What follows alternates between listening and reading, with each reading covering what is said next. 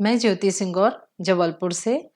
बच्चों, आज हम व्यष्टि अर्थशास्त्र एक परिचय की इकाई 6 प्रतिस्पर्धा रहित बाजार इसके कुछ महत्वपूर्ण टॉपिक को समझेंगे। आप सभी मेरे साथ अपनी कॉपी में नोट्स भी बनाते जाइए और साथ में बुक भी पढ़ते जाइए, जिससे कि आपको आसानी से समझ में आ सके। आप ये चित्र देख रहे हैं, क्या आप सभी कभी ऐसे स्थान पर गए हैं? निश्चित है कि आपका उत्तर हाँ होगा। ऐसे स्थान को हम बाजार कहते हैं, जहां बहुत सारे वस्तु के बेचने वाले और खरीदने वाले होते हैं। या हम बाजार शब्द का प्रयोग उस स्थान विशेष से लगाते हैं जहां पर किसी वस्तु के क्रेता और विक्रेता एकत्रित होकर वस्तुओं का क्रय विक्रय करते हैं। तो मैं ये मान रही हूं कि आप निश्चित है कि अपने जीवन में जरूर बाजार गए होंगे। इससे हम ऐसा भी समझ सकते हैं कि बाजार में विक्रेता होते हैं, कुछ क्रेता होते हैं। विक्रेता वस्तुओं की पूर्ति करता है और क्रेता वस्तुओं की मांग करता है। प्रत्येक वस्तु की कोई एक निश्चित कीमत होती है। इसको हम क्या कहते हैं? बाजार कहते हैं। परंतु अर्थशास्त्र में बाजार का अर्थ विस्तृत होता है। यह विक्रेता और क्रेता के बीच संपर्क ऑनलाइन भी हो सकता है। इसके लिए जरूरी नहीं है कि हम किसी दुकान या शॉपिंग कॉम्प्लेक्स में जाकर ही सामान खरीदें। अर्थशास्त्र में ऐसी सभी प्रणाली जो क्रेता और विक्रेता को संपर्क में लाती है और खरीद बिक्री को व्यवस्थित करती है, बाजार कहलाता है। बाजार को हम परिभाषा के रूप में ऐसा लिख सकते हैं, क्रेयन क्रॉस के अनुसार, बाजार का अर्थ क्रेताओं तथा विक्रेताओं के बीच किसी साधन या वस्तु के लेन देन का जाल सूत्र है। ये किसकी परिभाषा है? बाजार की। तो आप समझ ही गए होंगे कि आज हम बाजार से संबंधित चीजें पढ़ने वाले हैं। बाजार में आज हम बाजार का रूप देखेंगे, या बाजार का इसी को हम वर्गीकरण भी कह सकते हैं, जिसमें मुख्यतः हम पूर्ण प्रतियोगिता, एकाधिकार, अल्पाधिकार और एकाधिकारी, ये चारों टॉपिक अर्थशास्त्र के दृष्टिकोण से बहुत इंपॉर्टेंट है। सबसे पहला हमारा पूर्ण प्रतियोगिता बाजार। ऐसा बाजार जहां बहुत सारे क्रेता और विक्रेता होते हैं और पूर्ण प्रतियोगिता बाजार होता है। ऐसा बाजार जहां पर क्रेताओं की संख्या और विक्रेताओं की, खरीदने वालों की संख्या भी बहुत ज्यादा होती है और बेचने वालों की भी। पूर्ण प्रतियोगिता से अभिप्राय बाजार की उस स्थिति से है जिसमें किसी वस्तु विशेष के अनेक क्रेता और अनेक विक्रेता उस वस्तु का क्रय विक्रय स्वतंत्रता पूर्वक करते हैं। यानी बहुत सारे क्रेता होते हैं और बहुत सारे विक्रेता।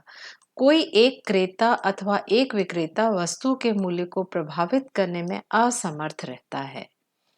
यानी कोई भी एक क्रेता या विक्रेता यदि बाजार से चला जाएगा तो बाजार पर कोई प्रभाव नहीं पड़ेगा, क्योंकि बाजार में बहुत सारे क्रेता और विक्रेता होते हैं। प्रोफेसर बोल्डिंग के अनुसार पूर्ण प्रतियोगिता बाजार की वह स्थिति है जिसमें प्रचुर संख्या में क्रेता और विक्रेता, यानी बहुत अधिक संख्या में क्रेता और विक्रेता बिल्कुल एक ही प्रकार की वस्तु के क्रय विक्रय में लगे रहते हैं, जो एक दूसरे के अत्यधिक निकट संपर्क में आकर आपस में स्वतंत्रता पूर्वक वस्तुओं का क्रय विक्रय करते हैं। यानी ये परिभाषा से हमको दो चीज समझ में आ गई कि पूर्ण प्रतियोगिता बाजार में बहुत सारे क्रेता और विक्रेता होते हैं और वे सभी एक ही प्रकार की वस्तु का क्रय विक्रय करते हैं। क्रेता भी बहुत ज्यादा होते हैं और विक्रेता भी ज्यादा होते हैं, और सभी विक्रेता एक सी वस्तुओं को बेचते हैं, उनके गुणों में कोई अंतर नहीं होता। पूर्ण प्रतियोगिता की विशेषताएं। पहला है हमारा फर्म या विशेषताओं की अधिक संख्या। किसी वस्तु को बेचने वाले विक्रेताओं की संख्या इतनी अधिक होती है कि कोई अकेली फर्म वस्तु की कीमत को प्रभावित नहीं कर सकती। इसीलिए कहा जाता है कि पूर्ण प्रतियोगिता फर्म कीमत स्वीकारक है। पहले विशेषता क्या है? विक्रेताओं की बहुत अधिक संख्या होती है, बहुत बहुत सारी फर्म होती है या बहुत अधिक विक्रेताओं की संख्या होती है। मान लो ये सभी क्या बेच रहे हैं? टमाटर बेच रहे हैं और इस टमाटर का मूल्य कितना है? 30 रुपए है। यदि यहाँ पर कोई एक अकेला टमाटर वाला यदि ये 40 रुपए बेचना चाहता है, तो क्या इसका ये कीमत को प्रभावित कर सकता है? नहीं कर सकता, क्योंकि इससे कोई भी टमाटर नहीं खरीदेगा। मजबूरी में इसको अपना मूल्य भी कितना करना पड़ेगा? 30 रुपए करना पड़ेगा। यानी इसको भी बाजार का मूल्य को स्वीकार करना पड़ेगा। जो बाजार का टमाटर का मूल्य कितना है? 30 रुपए है। इसीलिए कहा जाता है कि पूर्ण प्रतियोगिता में जो अकेली फर्म होती है, वो फर्म कीमत स्वीकारक होती है। स्वीकारक से तात्पर्य बाजार में जो प्रचलित मूल्य है, उसी पर हर फर्म को अपना मूल्य निर्धारित करना पड़ता है। दूसरा पॉइंट है क्रेताओं की अधिक संख्या। केवल विक्रेताओं की संख्या ही अधिक नहीं होती, क्रेताओं की संख्या भी बहुत अधिक होती है। इसके अनुसार एक व्यक्तिगत क्रेता भी बाजार में वस्तु की कीमत को प्रभावित नहीं कर सकता। देखिए, अब खरीदने वाले भी बहुत सारे हैं। वही टमाटर बिक रहा है, क्या भाव? 30 रुपए। इसका मूल्य कितना है? 30 रुपए। यदि मैं बाजार में गई और मैंने ये कहा कि नहीं, मैं तो टमाटर 20 रुपए में ही खरीदूंगी, तो क्या पूरे बाजार का मूल्य बदल जाएगा? नहीं, पूरे बाजार का मूल्य नहीं बदलेगा। मुझे कोई भी टमाटर वाला टमाटर नहीं देगा 20 रुपए में, क्योंकि बाजार का जो प्रचलित मूल्य है टमाटर का, वो कितना है? 30 रुपए। इस विशेषता में यही बात है कि क्रेता बहुत अधिक होते हैं और कोई भी एक क्रेता बाजार के मूल्य को प्रभावित नहीं कर सकता, क्योंकि मैं टमाटर नहीं खरीदूंगी तो बाजार में तो और खरीदने वाले हैं। ये सभी टमाटर को क्या भाव से खरीदेंगे, किस कीमत पे खरीदेंगे? 30 रुपए। इसीलिए किसी दुकानदार को कोई फर्क नहीं पड़ता कि मैंने टमाटर नहीं खरीदा। अगला पॉइंट है हमारा वस्तुओं का समरूप होना। पूर्ण प्रतियोगिता की महत्वपूर्ण विशेषता यह है कि विभिन्न फर्म द्वारा उत्पादित वस्तुओं में समरूपता का गुण होता है। उत्पादन में समरूपता होने के कारण विक्रेता बाजार में प्रचलित मूल्य से अधिक कीमत नहीं ले सकेगा, क्योंकि क्रेता दूसरे विक्रेताओं से वस्तुएं खरीद लेंगे। जैसे ये साबुन की 3 फर्म है, 3 कंपनियां हैं और तीनों एक दूसरे के समरूप हैं, तीनों के गुण एक समान हैं।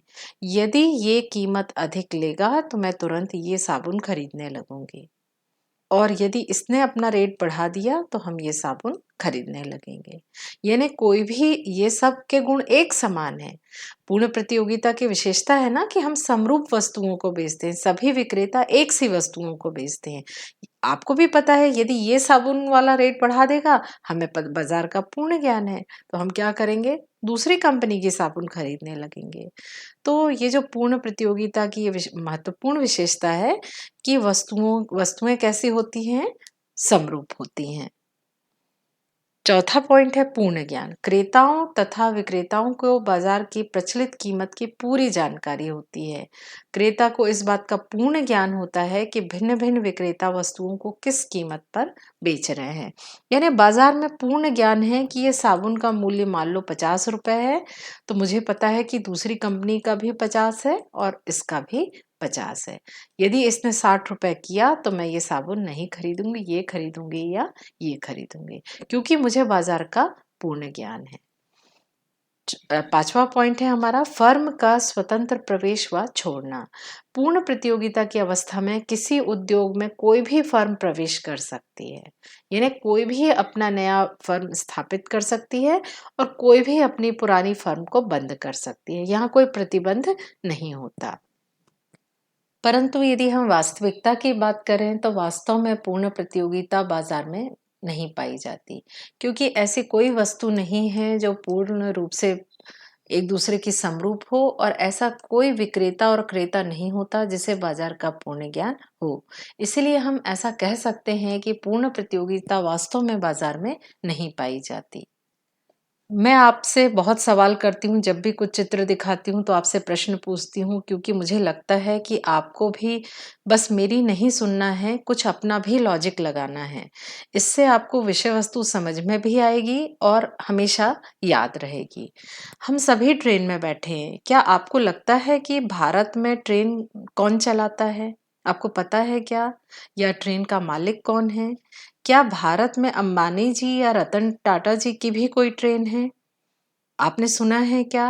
मैंने तो नहीं सुना। मुझे तो ये पता है कि भारतीय ट्रेन का जो संचालन है केवल भारतीय सरकार करती है, अर्थात ट्रेन का भारत में जो मालिक है वो केवल सरकार है।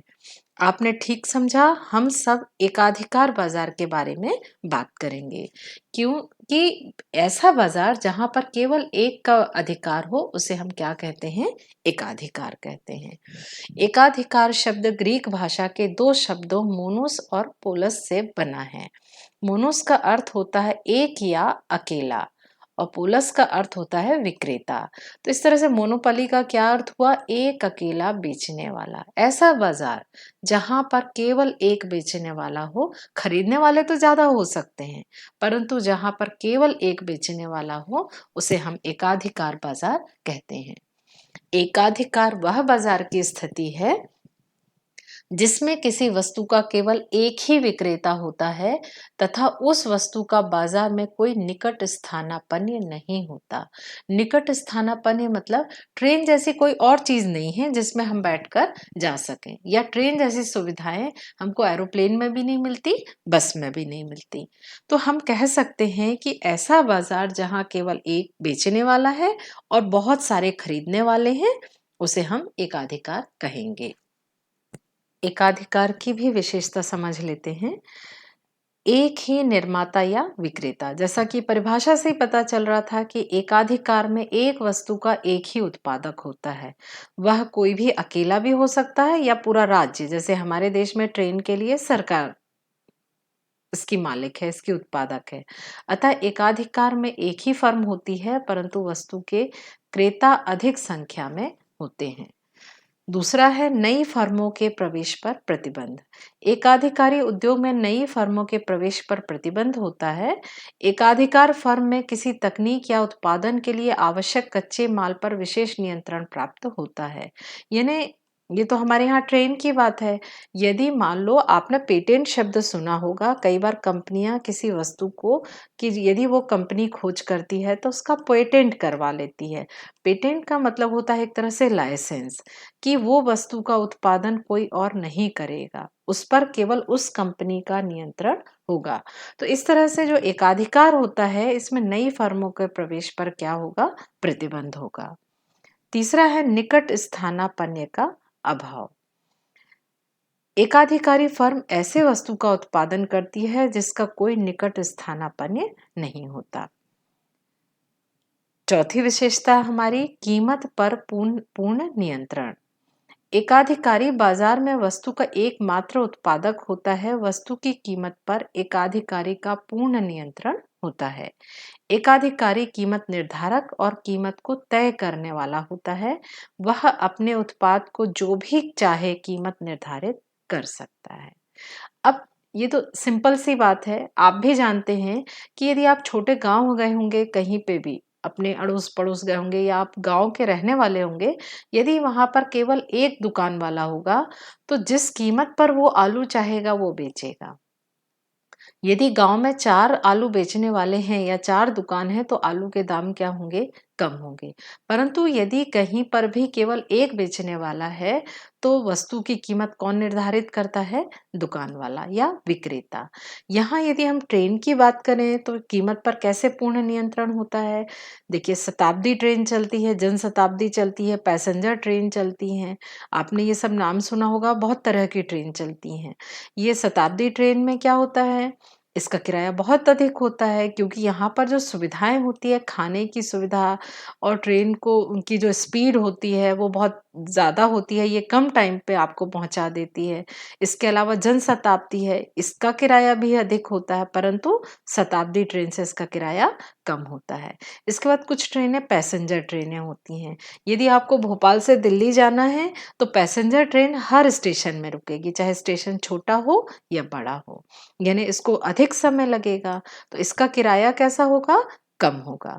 तो इस तरह से ये एकाधिकारी अपनी शर्तों पे अपने अनुसार जो कीमतें हैं वो निर्धारित करते हैं।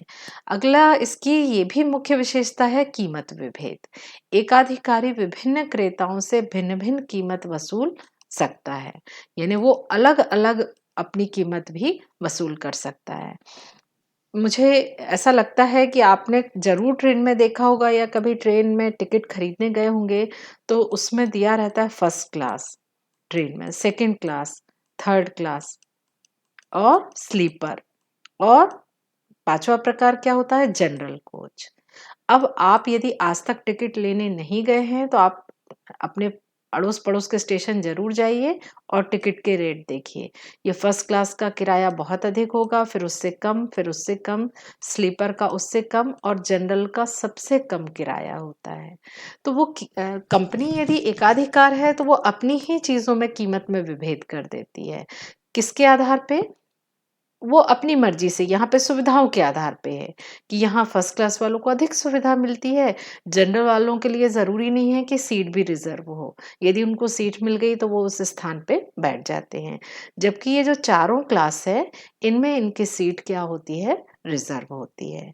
तो इस तरह से एकाधिकारी की 5वीं विशेषता है कीमत विभेद। आप सभी के घर में खाना बनाने के लिए सिलेंडर आते होंगे। क्या आपको पता है हमारे देश में लगभग 3 मुख्य कंपनियां ही हैं जो गैस सिलेंडर की सप्लाई का काम करती हैं, इंडेन, एचपी और भारत गैस। इसी प्रकार पहले हमारे देश में जो फ़ोन था वो केवल बीएसएनएल फ़ोन की कंपनी थी। तब हमारे देश में रेट बहुत ज़्यादा होते थे। परंतु अब धीरे-धीरे करके हमारे देश में 6-7 फ़ोन की कंपनियां अपनी सेवाएं दे रही है। जी हाँ, हम अल्पाधिकार की बात करेंगे। ये जो हमारा अगला बाज़ार है, वो है अल्पाधिकार। अल्पाधिकार होता है वो एकाधिकार और पूर्ण प्रतियोगिता के बीच की स्थिति होती है, जिसमें विक्रेता एक से अधिक होते हैं, परंतु बहुत अधिक नहीं होते, जबकि क्रेताओं की संख्या क्या होती है? अधिक होती है।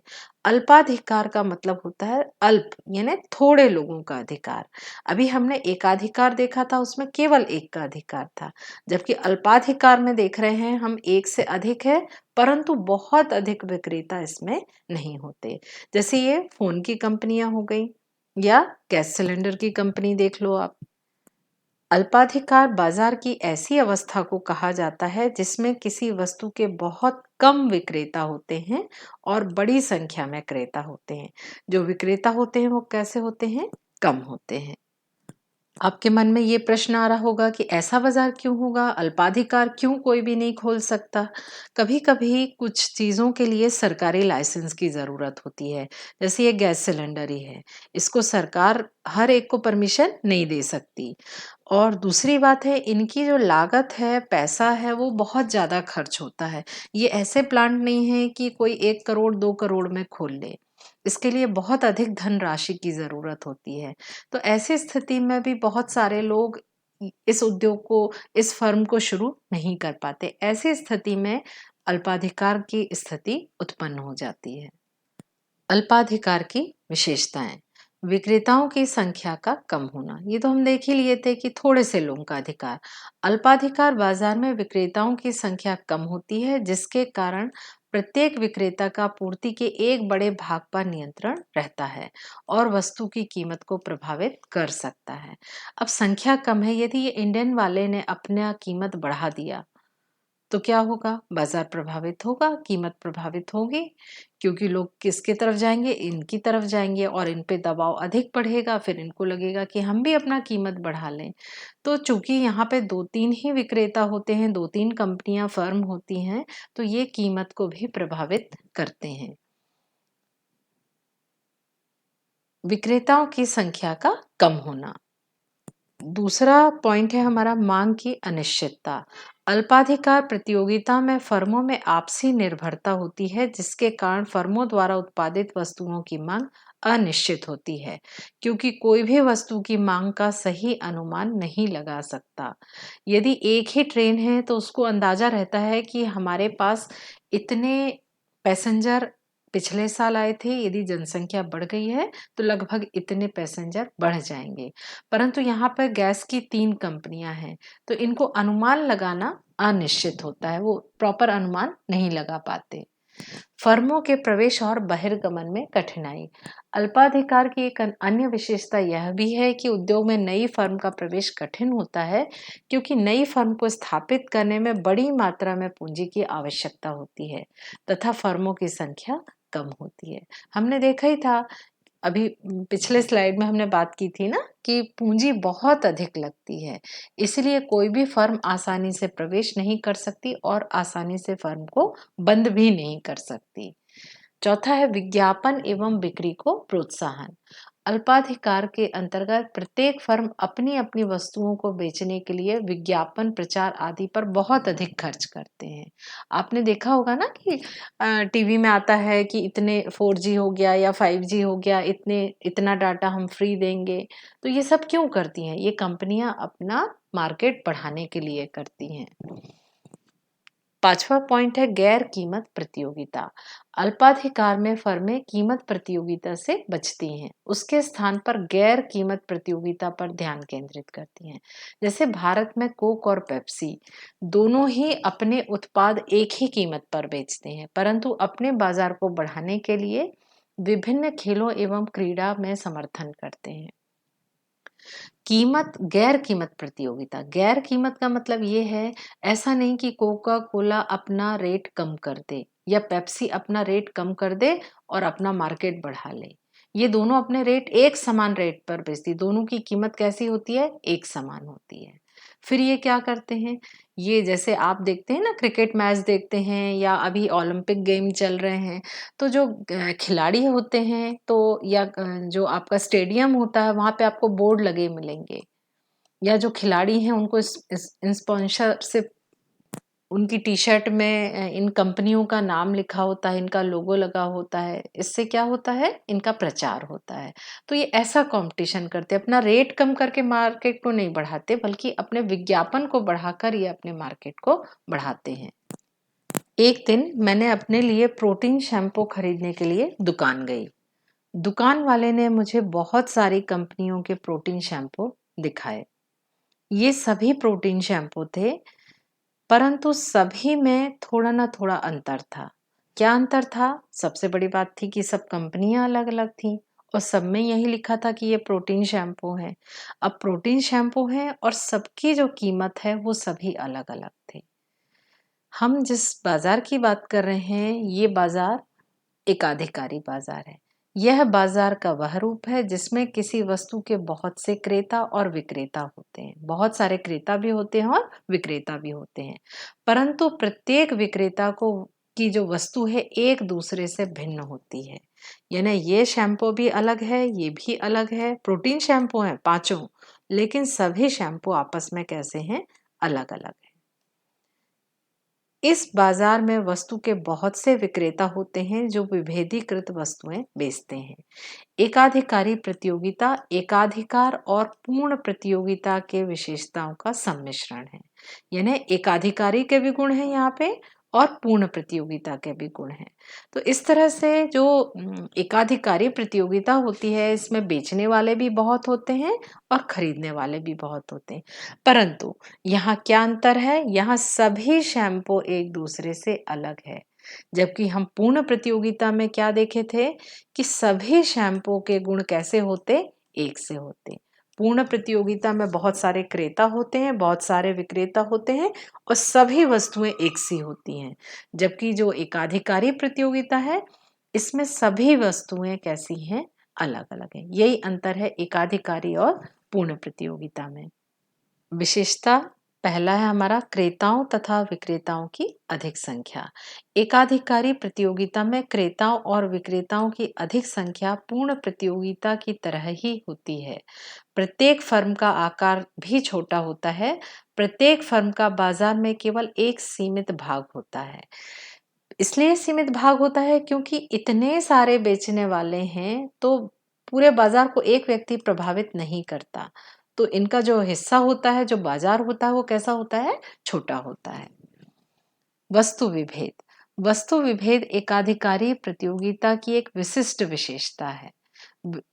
विविधता का अर्थ है प्रतिद्वंदी फर्में वे वस्तुएं बेच रहे हैं जो एक दूसरे के पूर्ण प्रतिस्थापक नहीं हैं, परंतु एक दूसरे के निकट स्थानापन्न है, जैसे कोलगेट टूथपेस्ट और क्लोजअप। वस्तु विभेद, दोनों का काम क्या है? हमारे दांत साफ करना है।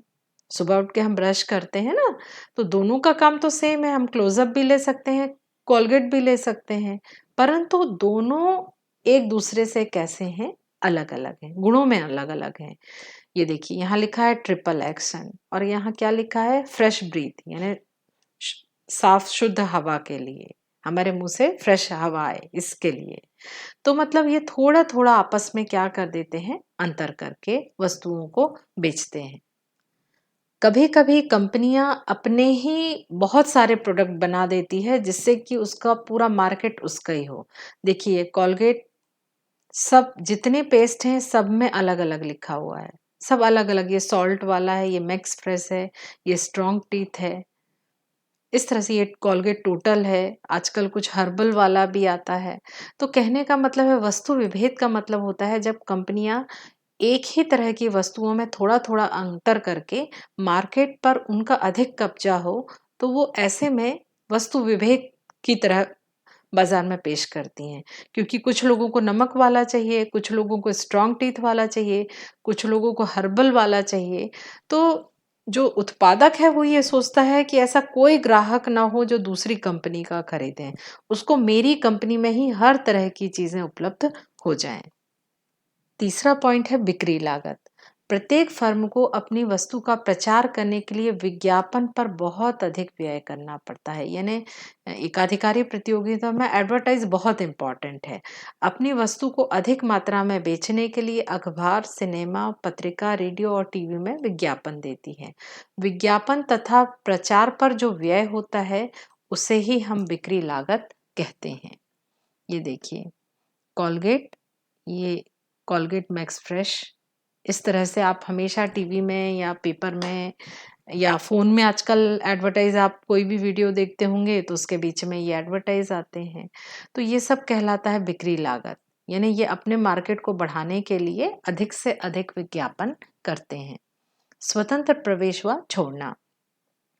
एकाधिकारी प्रतियोगिता की अवस्था में फर्मों को उद्योग में प्रवेश करने और उद्योग को छोड़ने की स्वतंत्रता होती है, परंतु नई फर्मों को उद्योग में प्रवेश करने की पूर्ण स्वतंत्रता नहीं होती। यानी कोई भी फर्म अपना छोड़ सकते हैं और प्रवेश भी कर सकते हैं, परंतु कुछ फर्में ऐसी होती हैं जिसमें सरकार से परमिशन या लाइसेंस लेना पड़ता है। पूर्ण ज्ञान का अभाव। वस्तु के विक्रेता और क्रेताओं को बाजार का पूर्ण ज्ञान नहीं होता।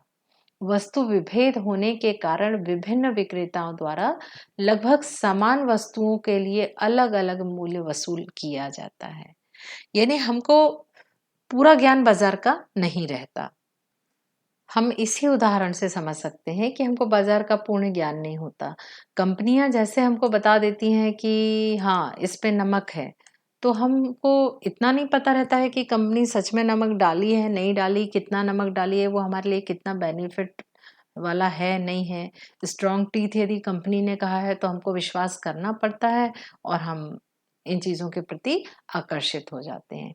तो इस तरह से ये जो एकाधिकारी प्रतियोगिता है, इसमें पूर्ण ज्ञान का अभाव पाया जाता है, तभी ये एकाधिकारी प्रतियोगिता होती है। तो मुझे विश्वास है कि आपको समझ में आ गया होगा। यदि नहीं समझ में आया है कोई टॉपिक तो आप नीचे डिस्क्रिप्शन में लिख सकते हैं। Thank you.